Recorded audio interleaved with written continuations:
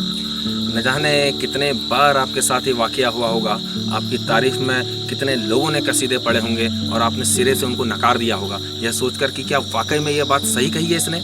वाक़ई में क्या यह जो तारीफ़ इसने मेरे बारे में की है, क्या वाक़ई में यह क्वालिटी मेरे अंदर है? आप ऐसा सोचने पर मजबूर हो गए होंगे। और कितनी बार तो ऐसा हुआ होगा कि आप आईने के पास में गए होंगे, अपने आप को देखा होगा और सोचने लगे होंगे कि क्या वाक़ई में ये तारीफ़ मेरे लायक थी? लेकिन सडनली आपके जीवन में कभी कोई ऐसा व्यक्ति आता है, कोई ऐसी स्त्री आती है जिसकी एक एक बात पर आप नतमस्तक हो जाते हैं, पिघल जाते हैं, बिखर जाते हैं, एक एक बात मानने को आप मजबूर हो जाते हैं। तो ऐसी ही एक रचना 4 पंक्तियों की आपकी नज़र करता हूँ, आपका अपना यार ओमकार।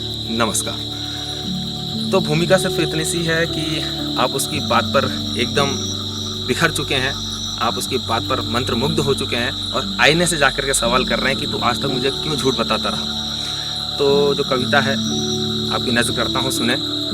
ए आईने तुझे झूठ बोलने पर एहसास शर्म का हुआ है? ए आईने तुझे झूठ बोलने पर एहसास शर्म का हुआ है? नहीं हुआ तो आदत डाल ले, मुझसे भी किसी को इश्क हुआ है। ए आईने तुझे झूठ बोलने पर एहसास शर्म का हुआ है। और लिखा है, अंधेरे में तू भी नहीं चमकता, ये औकात बताने वाले।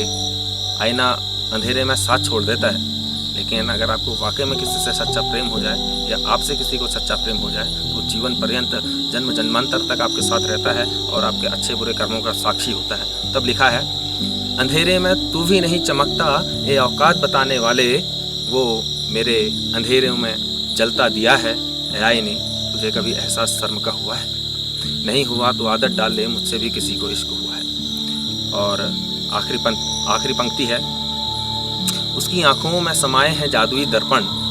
उसकी आंखों में समाये हैं जादुई दर्पण, यानी कि कभी आप कुछ गलत भी कर रहे होते हैं तो आप उसकी आंखों में देखते हैं तो आप समझ जाते हैं कि यार नहीं, ये गलत किया, ये गलत हुआ। तो इसलिए लिखा है कि उसकी आंखों में समाये हैं कई जादुई दर्पण, तेरे हर झूठ का पर्दाफाश हुआ है। बोल, कभी तुझे एहसास शर्म का हुआ है?